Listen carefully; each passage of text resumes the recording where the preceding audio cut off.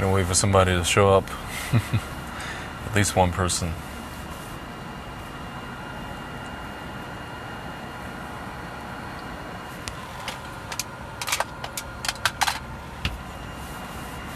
Maybe two. Maybe two. Let's see. It's gonna wait maybe another 10 seconds and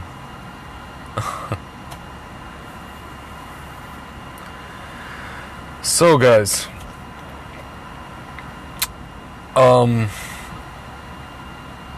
you know, I've been saying for a while now that especially when I was in Israel, you know, and I was looking at America and everything that was going on with America with respect to this, you know what, and obviously, you know, anybody could see that basically it's, you know, it's been highly politicized, you know? And I was saying how I was wondering, like, why does it need to be politicized? Why does health need to be politicized? And it's actually true that that health doesn't need to be politicized. It's health, right? Why are we politicizing?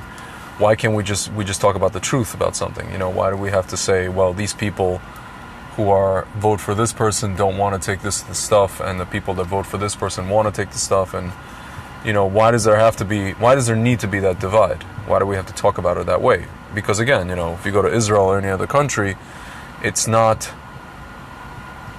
at least not as much divided according to political lines, right? But then when you look at it deeper, you know, or as they say in the NFL, you know, upon further review, you think about it and you realize why it's been politicized. Not that it's deliberately politicized. Maybe it is by the media, so to speak. But I think, you know, the people who are politicizing it they may be onto something, because, you know, I would say, whoops, I'll pick that up later. I would say that, you know, I guess if you look around the world, America's really the litmus test. Just like in its own way, you know, we see what's going on in Australia. Australia is also a litmus test, you know. If you look at America, you could pretty much see that this is really all about people who understand not just freedom, but where their freedoms come from. You know, people who understand who runs the world, and it's not bureaucrats or elitists or globalists. It's really Hashem.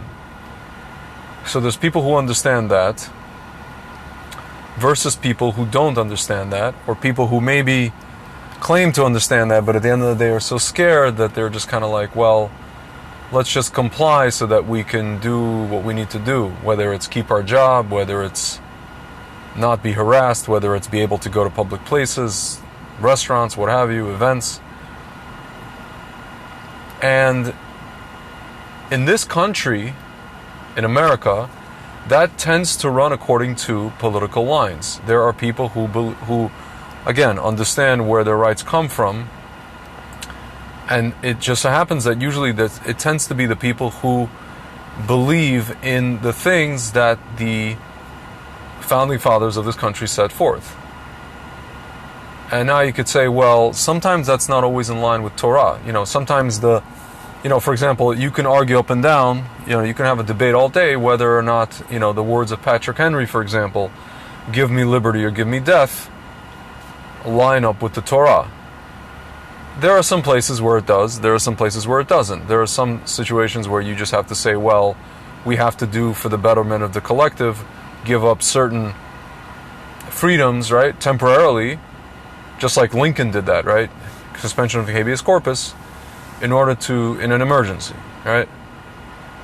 The thing is, my friends, you know, what people often forget is that once a government takes your rights, for whatever reason, even if it's at the time, you know, for health, for emergency, whatever it is, these are things that are not going to be given back. You know, just like the Patriot Act, you know, there were rights that were taken, or there was privacy rights that were infringed upon right after 9/11.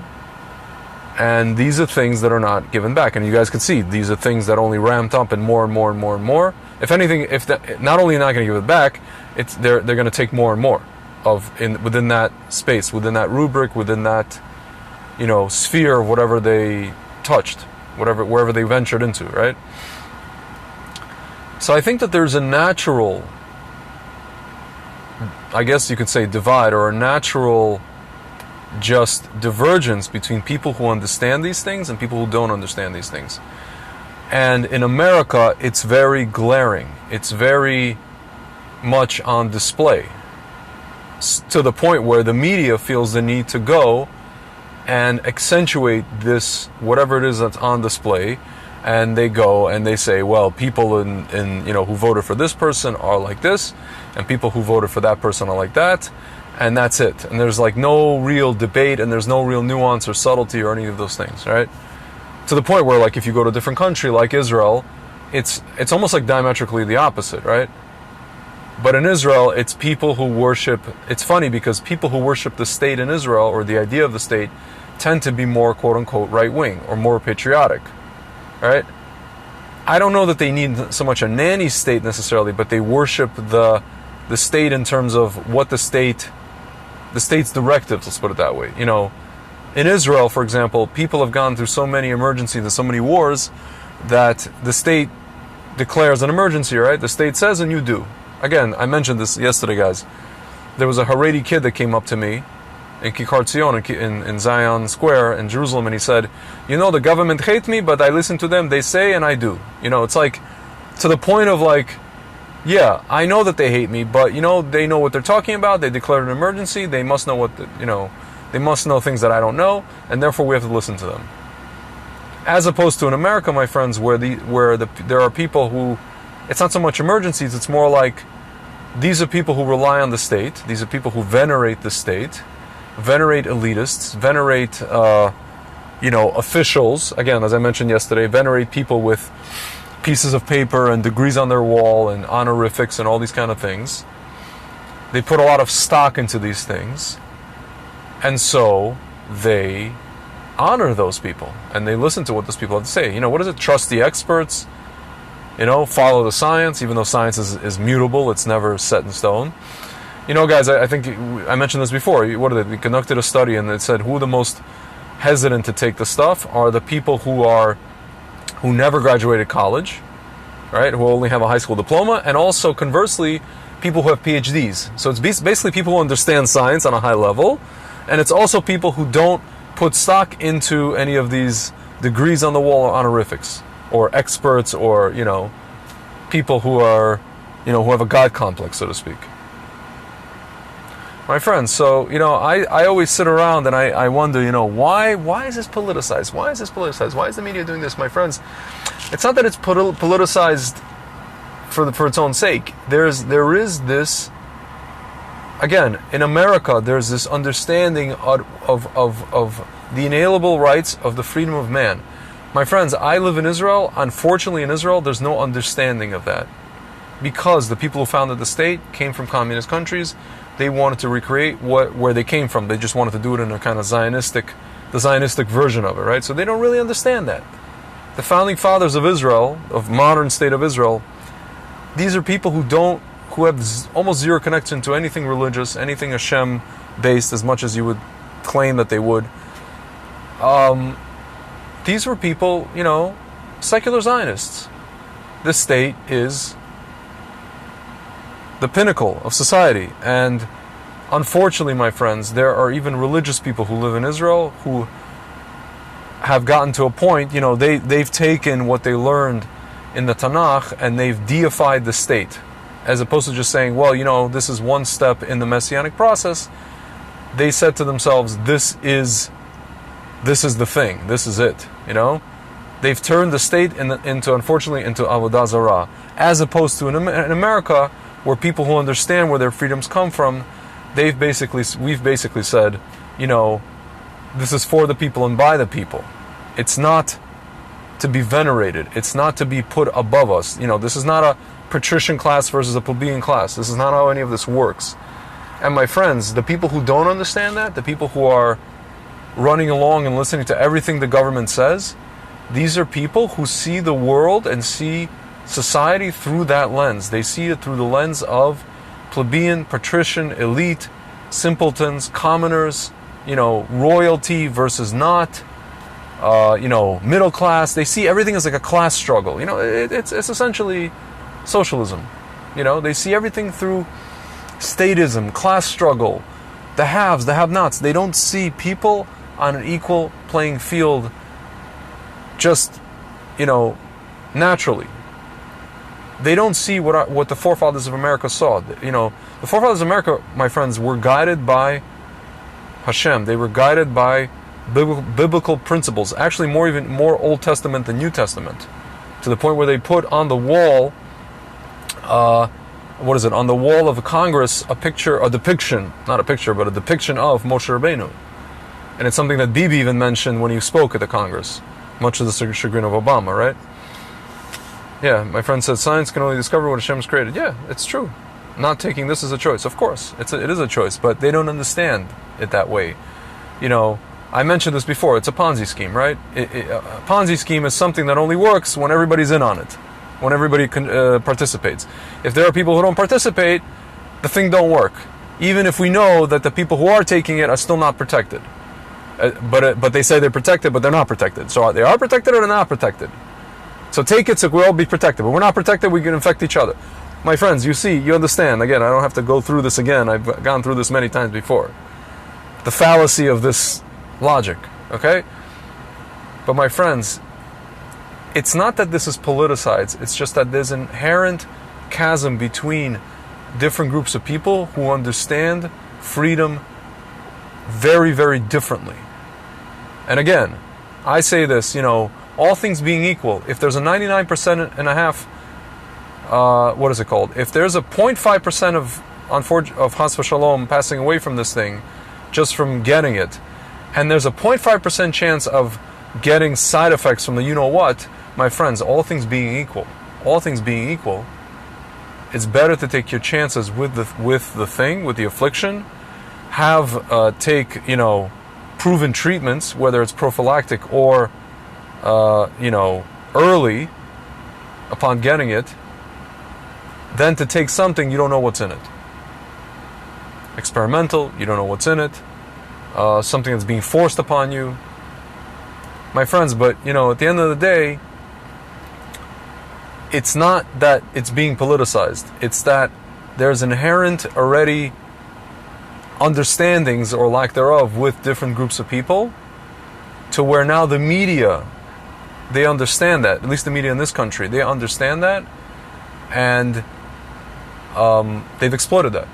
They've brought that out to the fore, right? It comes out in society. My friends, it's like what a friend of mine said yesterday. I was mentioning Australia, and he goes, well, this is what happens when we take away people's weapons, right? My friends, Baruch Hashem, we still have the Second Amendment in this country, where I'm sitting in America, right? You don't have that in Israel, but in Israel, I was saying that, in Israel, when the government enacts laws, you have an element of what's called hashkacha from Hashem. You have an element of hesed, of leniency. And when you bring these decrees and enactments to another country, to a Western country, my friends, you see both in America and Canada and in Australia and different places, there's harsh din, right? There's harsh gevura and harsh din, harsh judgment, right? And the only thing really stopping the governments from going, the full 9 yards with the din is whether or not the citizens are armed. You go to England, they're not armed. You go to Canada, they're not armed. You go to Australia, they're not armed. Australia, my friends, is like the cautionary tale, right? We understand that. You come to America, depending on the state you go, people are armed. Even in a place like New Jersey, right? It's not an open carry in one of these places, but people here can be armed. Even New York State, go to upstate New York, people can be armed, right? Now somebody asked me yesterday, what if the government decides we're just going to come after your stuff? My friends, I don't know if you guys remember Charlton Heston, speaking of Moshe Rabbeinu, right? He had this phrase, from my cold dead hands. My friends, there's a lot of people in this country who live by that credo. Come take it from me, from my cold, dead hands. And I guarantee you guys that the government of this country, there are certain elements of this country who do not want to have that battle with their own citizens. They just don't want to even go there. They don't even want to see where this goes. It would be, I shudder to think, it would be a tragedy of the highest proportions. But my friends, yeah, I mean, again, I was thinking about this, why is this being politicized? Why is it being politicized? Why does it have to be a left and right issue? But then you realize it's not so much a left and right, it's a freedom.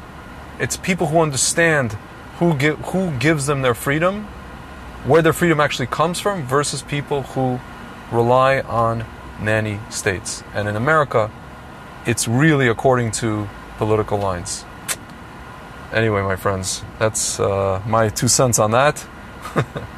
Friday afternoon, Parshas Noach, and let's hope that the flood is over. And next week we have Avraham Avinu, Lech Lecha, and Avraham Avinu goes from the place that he grew up in to a new place, and he stands against the whole world. And you know what, guys?